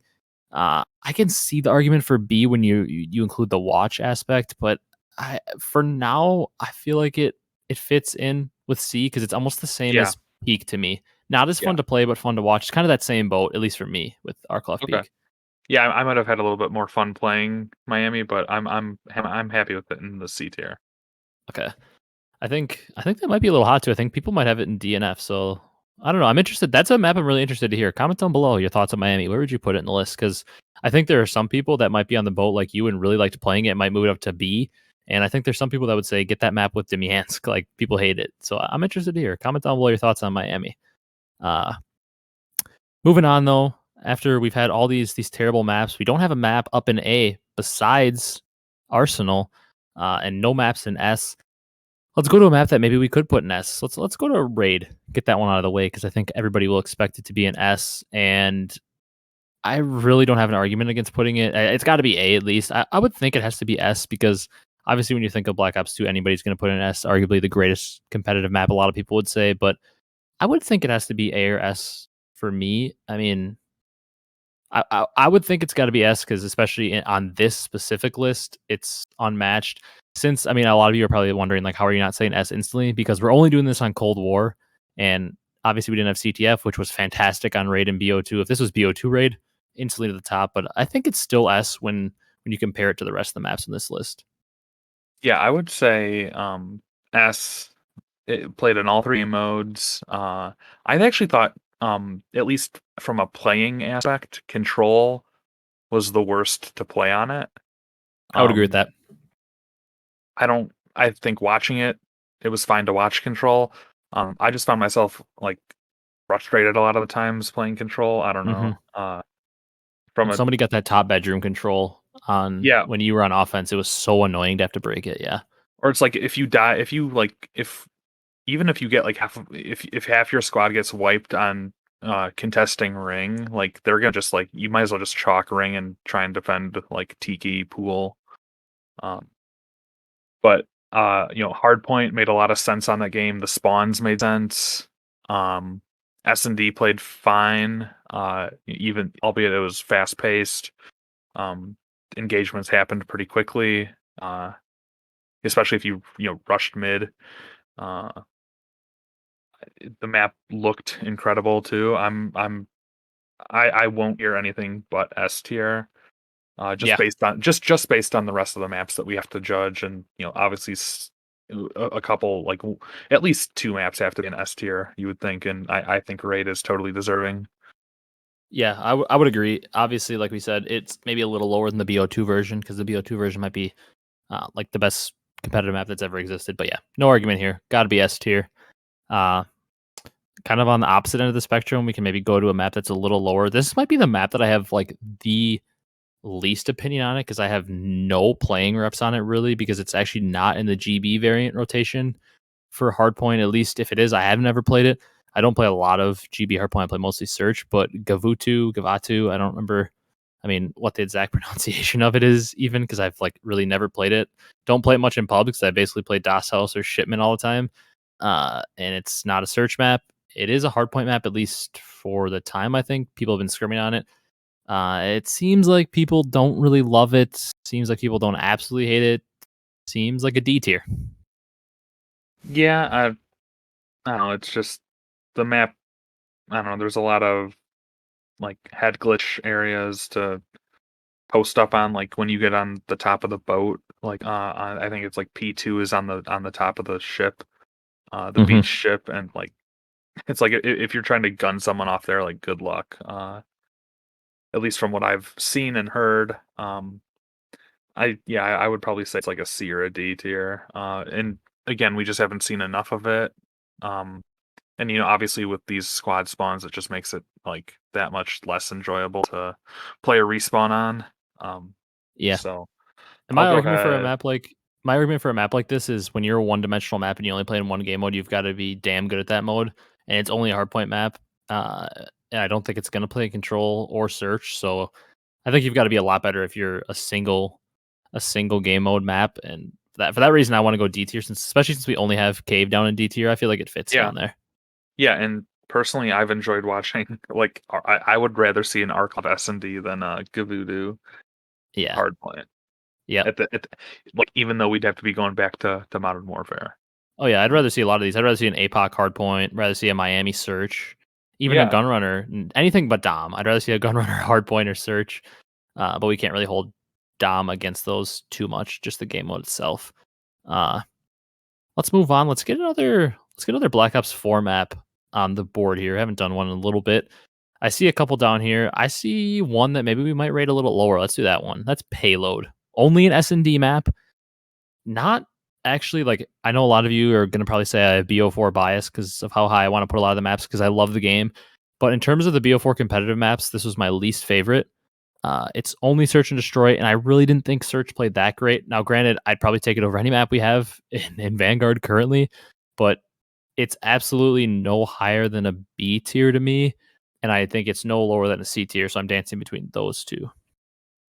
yeah, I would probably say C. Like, we could probably toss it in C and just like that. Obviously, is our most populated section right now, but we Yeah, could just let it ride and see I'm gonna if we put it want at to the like top of C out of yeah, respect. for sure. Yeah, it was kind of boring. Pretty one dimensional map. The sites were pretty tough to break, especially the site over by the catwalk. Obviously, at Champs, there's a legendary moment where Optic could have gone up 2-0 in winners finals over E United. 5-3 Dashy pulls out the Tempest with Crim screaming at him not to, and he gets killed with it, and they blow the 5-3 lead. And then from there on, they don't win another map. They lose 6 straight maps from there on Championship Sunday and get eliminated. Uh, that's always like the meme. Every once in a while, when Dashy's down bad late at night, he posts payload for a ring. If we would win payload, we win a ring or something. And I always, whenever I see that, I was like, God, that's actually pretty true because at that venue, man, you should have heard it. After they won that first map and Scump dropped like almost a 50 bomb and was going crazy, and they were up 5-3. If they would have won and gone up 2-0 in that winners finals, the crowd would have been just absolutely absurd. I don't think there was a way they were getting reverse swept. So it might be true, but the map overall, not that great. I probably brought up a lot of bad memories for the Optic fans out there listening. Payload kind of holds a bad place in their heart, I think. But I threw it in the top of C tier. We can move on. We've only got like a little bit of this row left. Got about 10-ish maps left. Oh boy, I see another low tier map down here. I think a map that you might have some interesting opinions on. I'm always interested to hear your Modern Warfare opinions because those are ones that I think you might have some different opinions since it's your first game. You might have a little nostalgia. I don't know if this map can get carried by nostalgia though. Piccadilly. Piccadilly is an F tier map. Thank Um, you. I as much as like obviously it was my first. It was always interesting when Piccadilly came up, because obviously it's like you can literally like spawn snipe people. Like, you Yeah. hop up on the car and like just aim, and obviously there was going to be smoke there, but if you hit your timing right, like, you could like just headshot somebody through the smoke. It was kind of RNG in that respect. hmm There's Has one of the most another, legendary moments with Dashy yeah, coming in Dashy, on that champs subbing yeah, for Kenny when he was getting DDoSed. yeah. Cammy also had his way a lot on that map with the Oh yeah, sniper. I think Wuskin, Wuskin did. Yeah, yeah. I mean, so a lot of those EU guys, that they felt right at home at Piccadilly Circus, yeah. downtown I'd say London. because of the sniper play, it was more fun to watch, but absolutely horrendous to play. Yeah, once you got into the mid game though, it's just like there's so many sight lines and angles and Yeah, the map was like a weird circle. yeah, and like it just had no logical flow to it. It was like if you No. just happened to get a pick or two, you could get the bomb down, and then if you just held numbers, you were gonna win the round. Um, and then there was like that you could get in the top of the shoe store, and like the metal detectors would go off once you passed through the door. Oh, I Um, forgot about that. Yeah, you're it, right. it was just like F I don't tier. want to. Yeah, I just like anytime the map gives your position away without you doing anything. Like, I get like the mantling noise in Cold War. That like that's Yeah, okay. It's worse than the fucking metal detectors giving your position away in my position in yeah. my opinion. So as much as I enjoyed seeing some of the individual like highlight reels from Piccadilly, it's an F tier. Agree. Let's move on. We have actually like looking at this. It seems like we have kind of a lot of Modern Warfare maps, and they're the most boring ones to talk about, in my opinion, because none of them are getting higher than like B tier. So let's do another Modern Warfare. Let's do. I'm trying to think. looking at these maps here. Let's do Hackney, another, in my opinion, D tier at the highest map, because Hardpoint was just horrible. Like people always said, if you got the bad side on Hackney, it was basically an impossible win. Like so many teams would lose off of it. In my opinion, and the other mode on it was Dom, and everything Dom is F tier to me. So in my opinion, Hackney's an F tier, but I am willing to hear D tier for it. I'm not willing to go much higher than D though. Yeah, I don't know. I had one of my favorite moments with Rocker pulling off the last Oh, that second was a legendary moment. Rocker versus Empire, and that was on LAN as well. And you just had Mhm. Maven just like screaming his head off. I think I've told that one before, but it's just a crazy moment. Back when that iteration of the Rocker Squad were at their height. Um, Oh I don't know. yeah, Yeah, with the Cave. whole the God RX team. With Assault, Silly, some Alex. That reminds me of the launch event too. That reminds me of looking at Cave now when Scump and Formal stood up after that hard point and were screaming across the stage. Mm-hmm. Yeah, that reminds me of Cave. But so Yeah. are you want Hackney in D tier? I'm not opposed to that. I'm willing to do that. I enjoyed seeing. I mean, as sloppy as it was just like insta death sometimes. Some of the hills were like that P2 was virtually unbreakable if you played it smart. Yeah. Oh, I think it's a I, horrible, I terrible map, and I think it's F tier. But I hate Demyansk and Piccadilly so much more that I'm willing yeah to go D tier. yeah. Let's throw it in D tier. All right. Now that we got a couple Modern Warfare ones out of the way, we've got looking down here. We've got a lot of good maps left. Let's go to Vanguard though. I see a map. We've got Bocage. We've got Krim Meeman calling it Bokage. We've got nobody knows how to pronounce it. It's tiny. There's a million breakable doors on the main A bomb building. It's a smaller map, probably the smallest map we have in the rotation. Hardpoint on it is absolutely chaotic. People are dropping. I mean, the whole team is dropping 50 with elims, and the map is absolutely crazy. They even set the respawn delay on like 5 seconds for Hardpoint to try and see if they could slow down the map. It's absolutely chaotic. I actually don't hate playing Search on it. Search definitely isn't good. I'll just say I don't mind playing it because the map is a little bit more controllable than some of these ridiculous maps like Castle and Demyansk. The map's a little more controllable. I don't think it's the worst. I don't think it's on Express or Checkmate's level. It's certainly Gridlock is sticking out like a sore thumb in that B tier. We might have to move it up to A as I keep looking at this, but I don't think Bocage is a D tier. I don't think it's a B tier. I think it sits perfectly in our loaded tier right now at C. Yeah. So yeah, I'm fine with putting it in C tier. It's just such a small It, map it with so many stupid doors and yeah. breakable barriers and If they figure out like the whole breakable barriers and doors and you know maybe it just becomes a meta, uh, and people just learn how to play with it. But to me, I don't know. It just it's not great. It's not terrible. Just toss it in C tier. yeah, got it in C tier. Uh, Next map we've got. Where do you want to go now? Back to My the fort. whole news taskbar is popping up on my computer here. All right. Um, we've got only let's see. Yeah, oh yeah, we have double checkmates down here. So we have got 9 maps left. It looks like we've got a couple BO4 maps. We'll go to BO4 since we have 3 left from there. Let's go to frequency. An interesting map. Another map that I think will have a lot of differing opinions. Very small map. Uh, in my opinion, it played fantastic in Hardpoint. Played good, not great in Control. And Search and Destroy, it's arguably one of the worst Search and Destroy maps, in my opinion, on Black Ops 4, which is saying something because like if this was just a Search and Destroy tier list, I think I'd still put it in like B, and it was like the worst search on the game. Just because I think people talk about it all the time, and it was very well known, the complaints of the pros, but you could basically get from the A to the B bomb site in a matter of like 5 or 6 seconds, like because you could cross through mid and it was just like so fast. 5 or 6 might be a little low, but like within 10 seconds, you could get from bomb site to bomb site, which doesn't make for a great search map when people can cover that much ground from bomb site to bomb site. But Respawn, I thought it played fantastic. It made for some super mixy maps while also not letting them be like crazy like Bocage. You could spawn people out if you did it right. Just a very fun map, and I'm a sub player, and it was a subs playground, which also probably leads into why I thought it was so fun to play. Watching wise, since it was so mixy, it was also pretty fun to watch.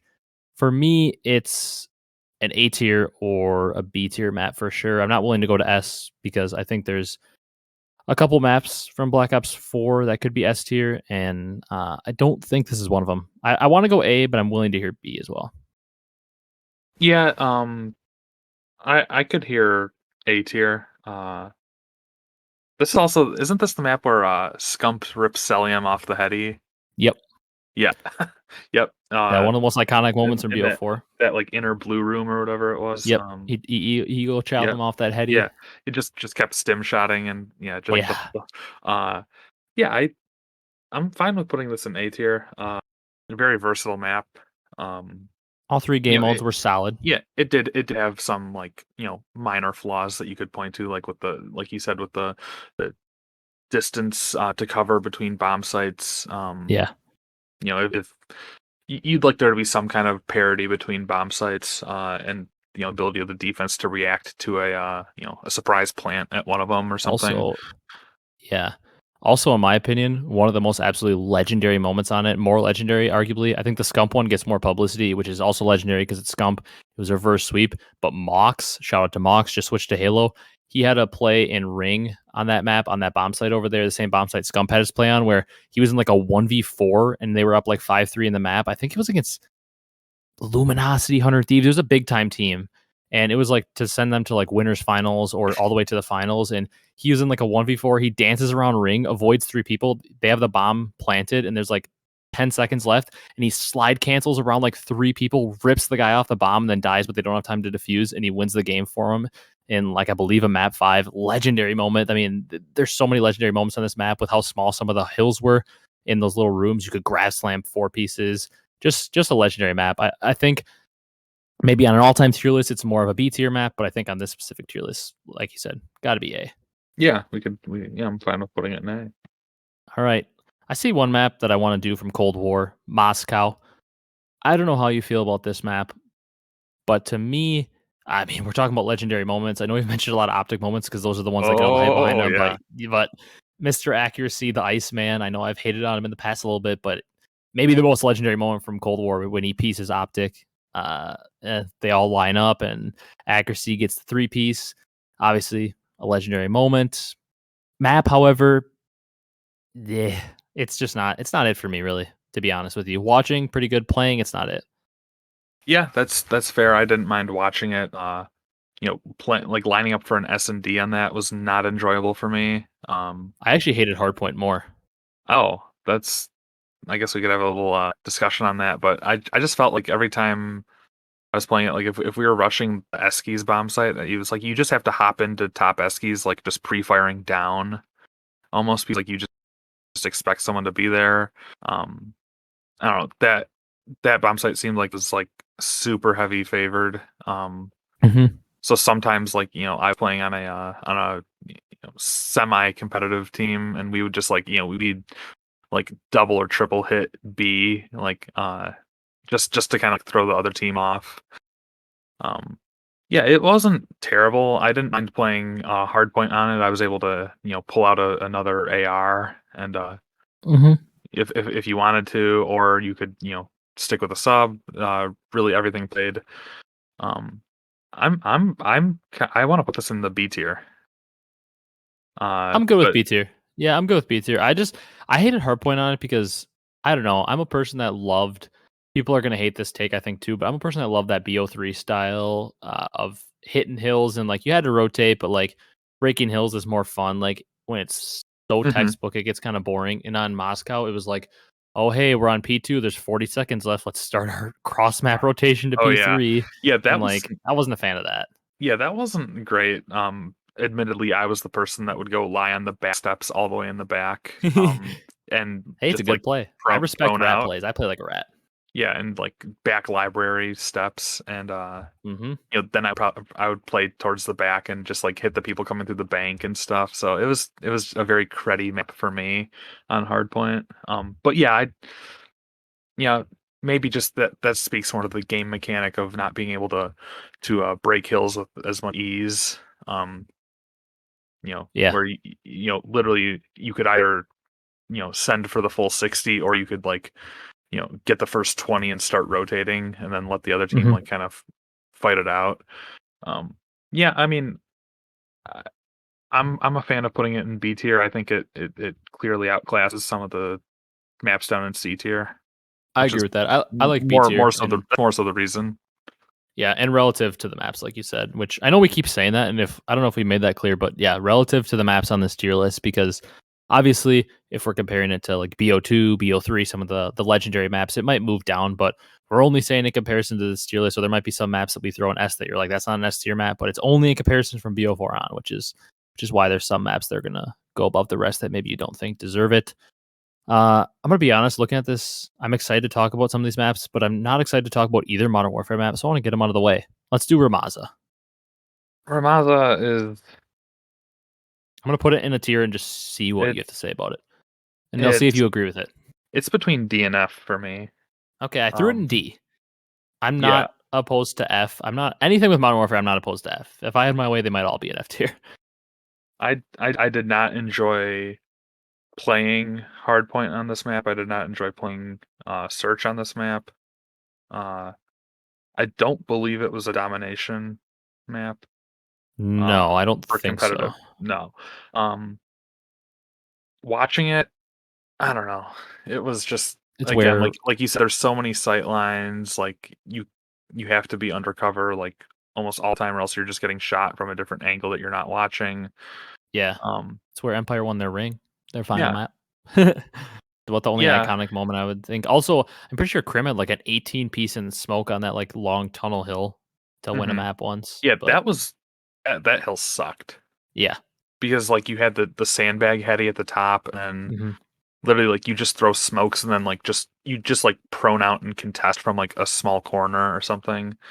Um, Yeah. it was just kind of dumb in that respect. I'll keep it.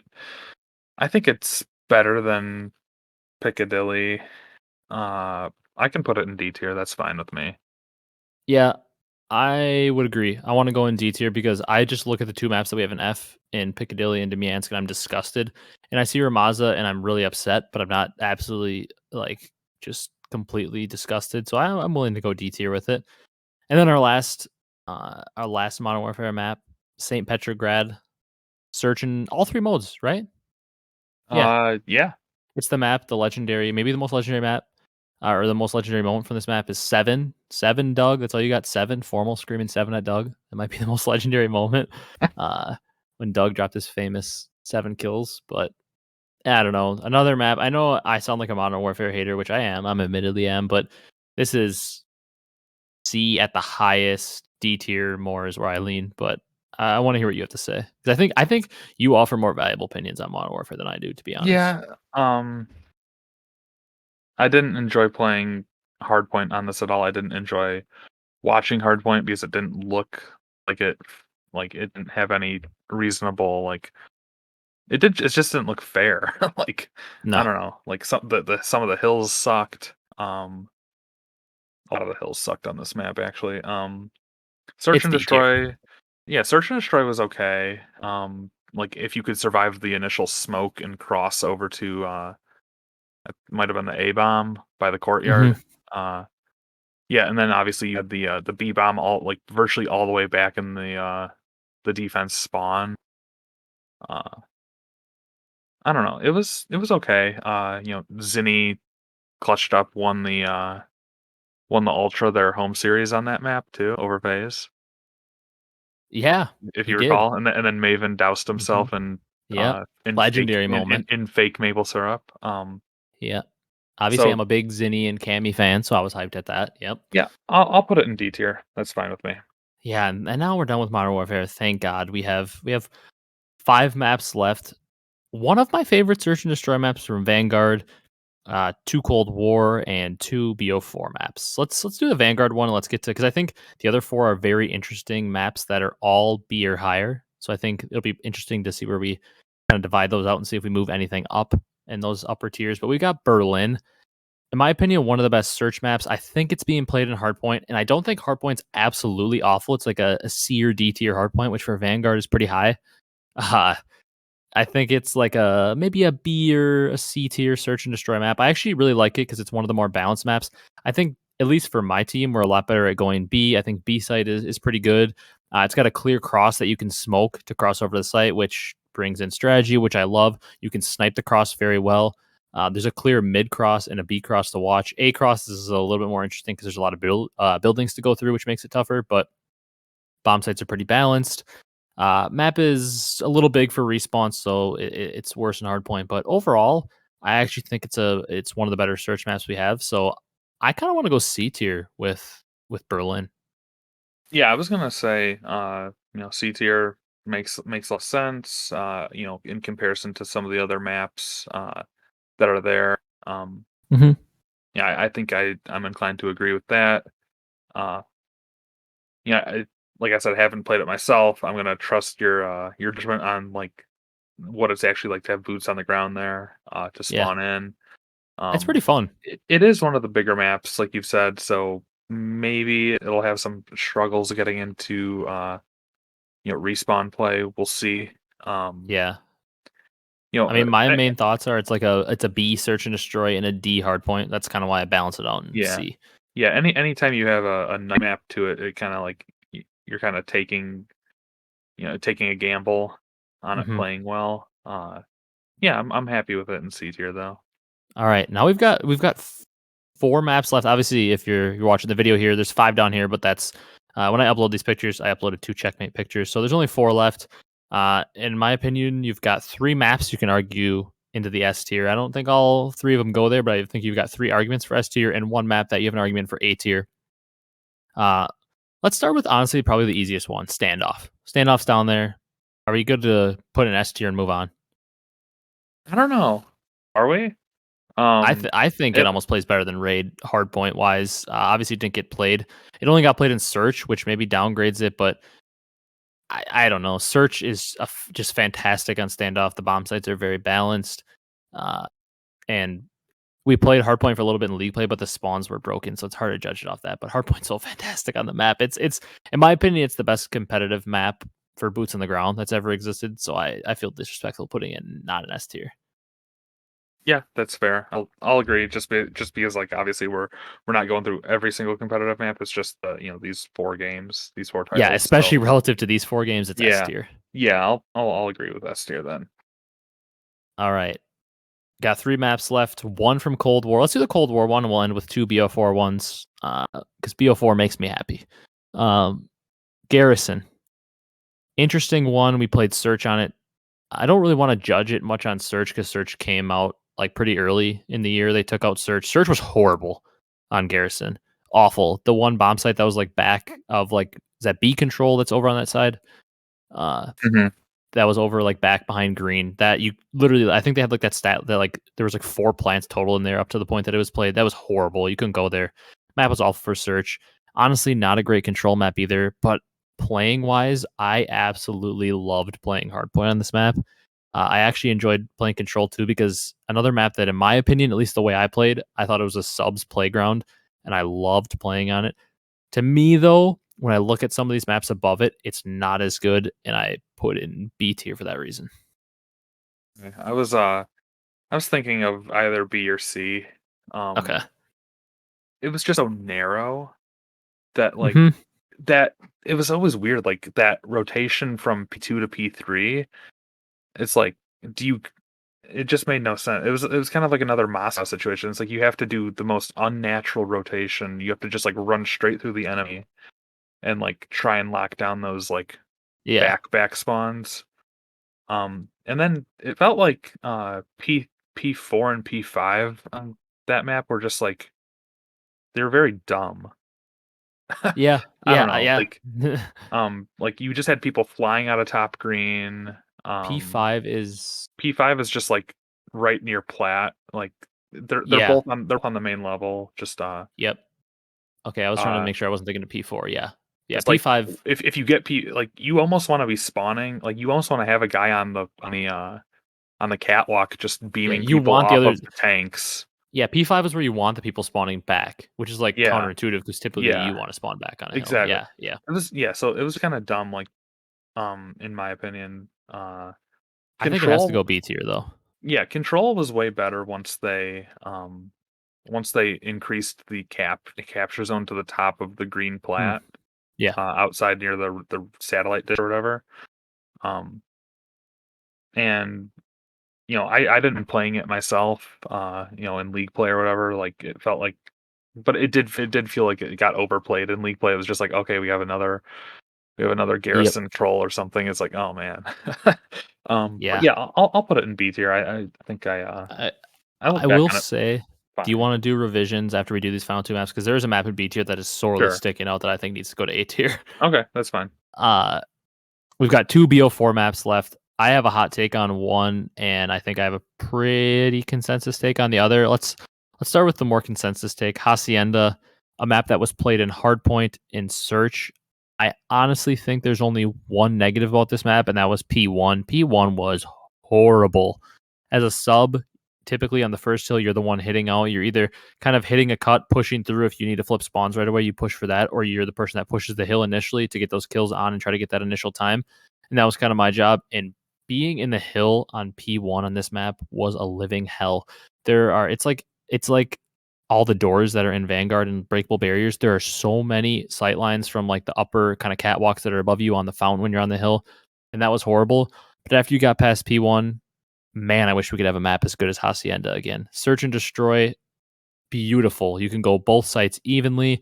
You can snipe. It's clear 3 lane. There's clear cuts to go from lane to lane.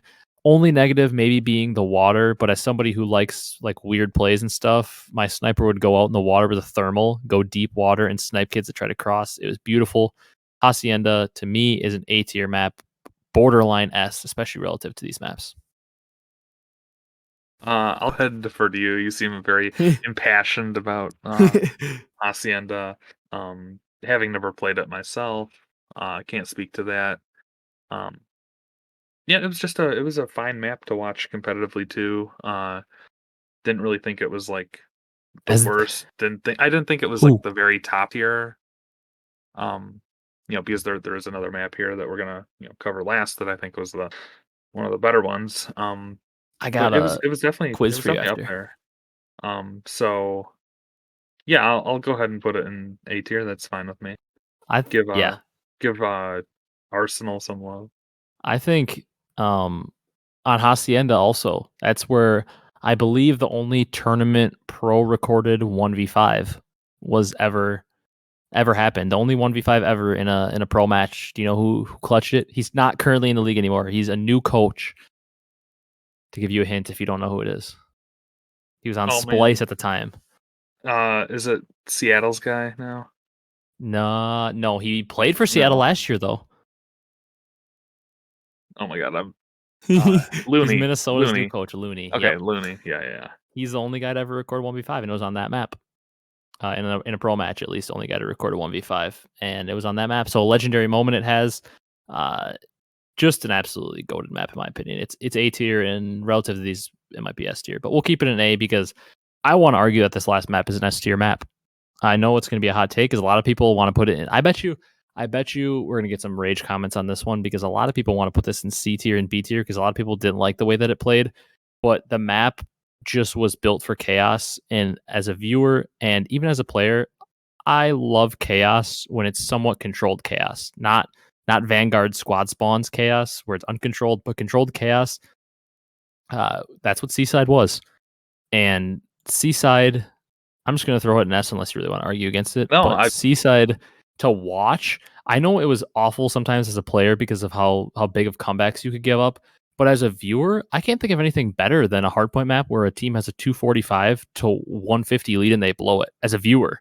I mean, that's like the prime thing you want to see as a viewer. Huge leads being blown is exciting for a viewer. I don't know. that's It's that's S to fair. me. That's fair to me.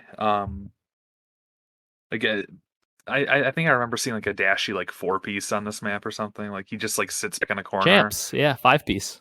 Yeah. Okay, five Killed the piece. whole team with one clip. Yeah. Yeah, yeah. That's the clip. And yeah. So I'm willing to agree. The Maybe venue exploded on maybe that one s- too. maybe some of the purists will say that you shouldn't be able to blow off. If you're 5 points off of a hard point win, you shouldn't be able to blow it. Um, Hmm. and maybe part of me would argue that too. Like, you should be able to Yeah. just you should be able to just chalk an entire hill and then just sit for spawns. But when you have a map that induces as much chaos as Seaside could, um, you start playing too defensive, you just get blown off of hill after hill after hill. Uh, so yeah, I mean, I'll go ahead and I'll. You seem very impassioned again Oh yeah. about Seaside being an S. And like you said, we're only doing 4 titles, so things have got to go. So I'll go ahead And and things say have got to go on S that maybe wouldn't normally go on S when yeah. it's a whole franchise. Yeah. I'll go ahead and give you S tier for Seaside. I also that Dashy clip also wasn't even the best clip that happened on that map, but the TJ clip gets no love. TJ had a way nastier clip after that because Dashy he was just sitting in a corner and he shot like 4 one-shot guys and then killed the guy. But the crowd went that was BO4 champs. And the crowd went even more nuts on the TJ play. His play was disgusting after that. He got like a 5 or a 6 piece and they were all like actual gunfights and he was just piecing. That map led to so many comebacks. It also led to one of the most controversial moments and at the London event that 100 Thieves won. Yeah, it was 100 Thieves first win.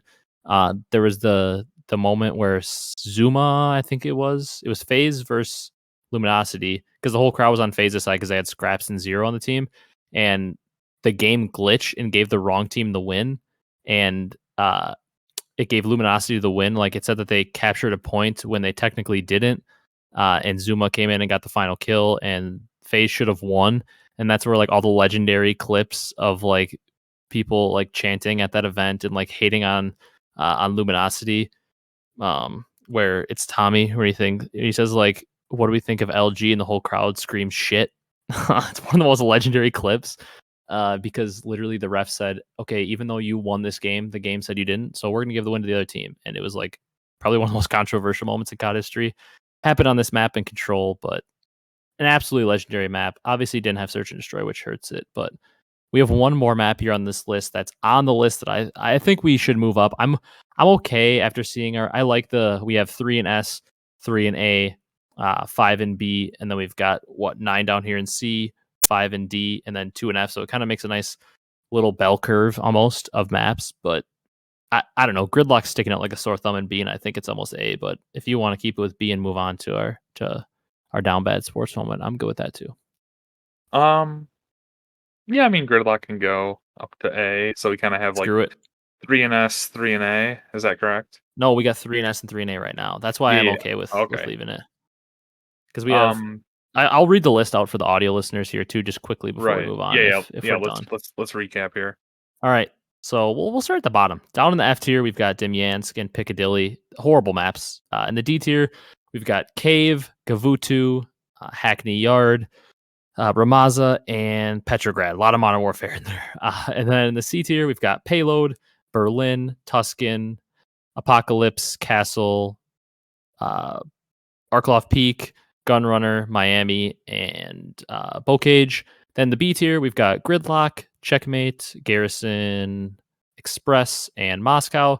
A tier, we've got Arsenal, Frequency, and Hacienda. And then in the S tier, we've got Standoff, Raid, and Seaside. So obviously, you can see a trend, maybe Cold War and BO4 being the better games. They have a lot more maps up in the B and above, and Modern Warfare and Vanguard maybe have a little bit more maps down in the C and below. But for your audio listeners, there's the list. You can come check it on YouTube if you want to see an actual visual representation of it. But I'm pretty happy with the list if you want to move on to our Yeah. down bad sports moment. I think this week will be an interesting one because it's maybe the first week you're not completely down bad, huh? Yeah.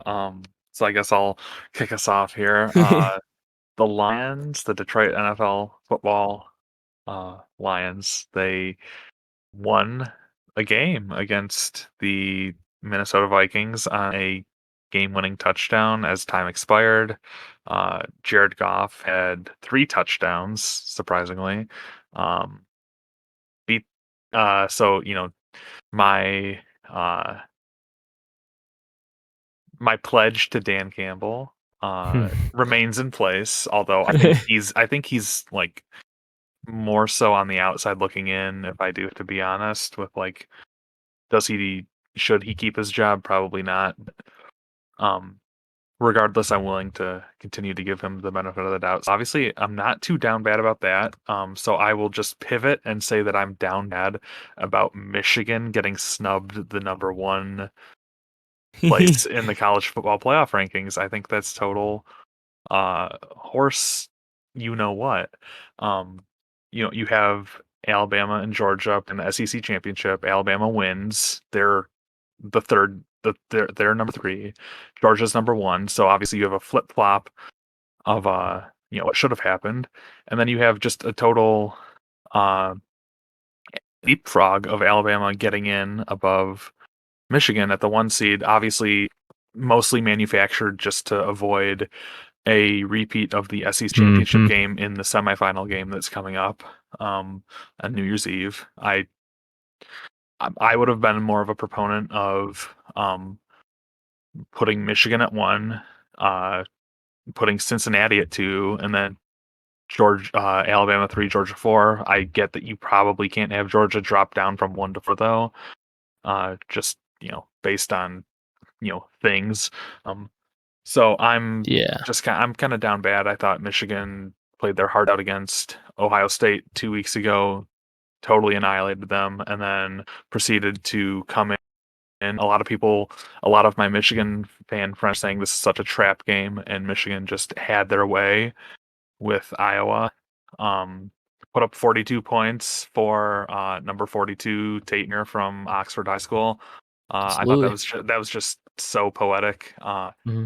And yeah, so just I don't know. I'm kind of down bad that they got snubbed the number one. So what are you down bad about this week?